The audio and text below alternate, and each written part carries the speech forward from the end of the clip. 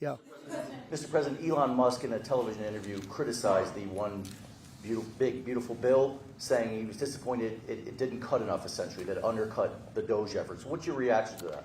Well, the reaction's a lot of things. Number one, we have to get a lot of votes. We can't be cutting. We need to get a lot of support, and we have a lot of support. We had to get it through the House. The House was. We have no Democrats. If it's up to the Democrats, they'll take the 65% increase. If that doesn't get approved, this country is going to have a 65% increase in taxes and lots of other problems, big problems, almost bigger than that. But we'll have a 65% increase as opposed to the largest tax cut in the history of our country.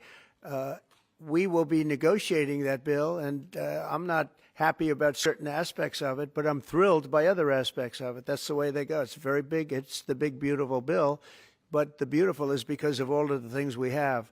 The biggest thing being, I would say, the level of tax cutting that we're going to be doing. We're going to make people really be able to. We'll have the lowest tax rate we've ever had in the history of our country, and tremendous amounts of benefit are going to the middle-income people of our country, low and middle-income people of our country.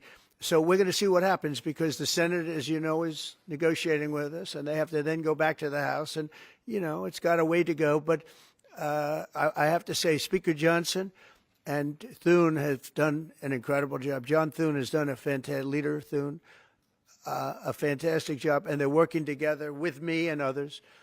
And I think we have an amazing, if we pull this off, remember, we have 0 Democrat votes because they're bad people. There's something wrong with them. They'll let people pour into our country.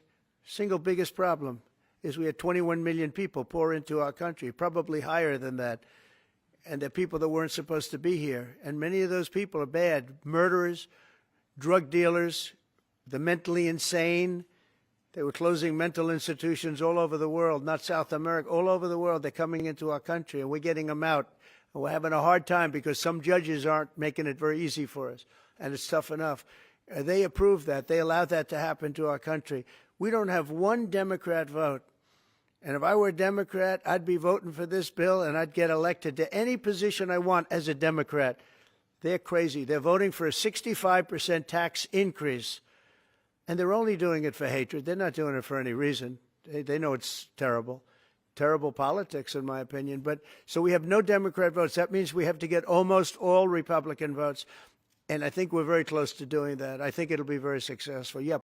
Hey, everyone. Welcome back to True Voice, the channel where we cut through the noise and speak truth to power. I'm your host, Andrew. And if you're new here, make sure to hit that subscribe button, because we're not afraid to call out nonsense, no matter how loud it gets. We're reacting to Donald Trump's latest response to Elon Musk's criticism of what he called a massive spending bill. It's a roller coaster of contradictions, deflections, and good old-fashioned fear-mongering. Let's break it down. Right off the bat, Trump is mad at Elon Musk. Not for being a billionaire who avoids taxes or for union busting.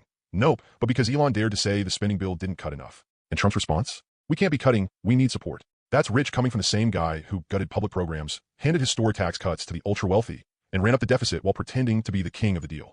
Let's be clear here. When he says it's the largest tax cut in history, that's for corporations and millionaires, not working families. Meanwhile, the middle class keeps getting squeezed, and billionaires like Musk and Trump are out here complaining it's not enough for them. But what really stood out to me is the fear-mongering. Trump claims the country is going to face a 65% tax hike if this bill doesn't pass. That's not true. It's just scare tactics. There's no serious proposal for a 65% tax hike on everyday Americans. That number is pure fantasy, designed to panic people into submission. Then he launches into a rant about immigration. 21 million people pouring in the country? Murderers, drug dealers, the mentally ill? Come on. These are the same tired racist tropes he's been pushing since 2015.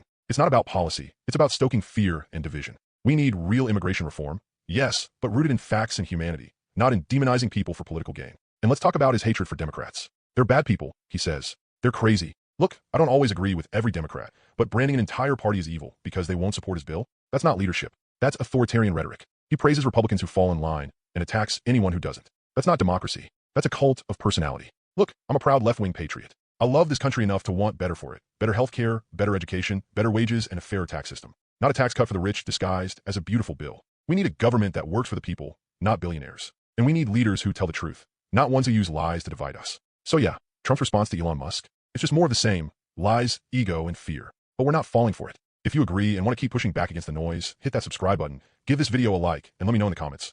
What do you think of this so-called beautiful bill? Until next time, Stay bold, stay informed, and keep speaking your true voice.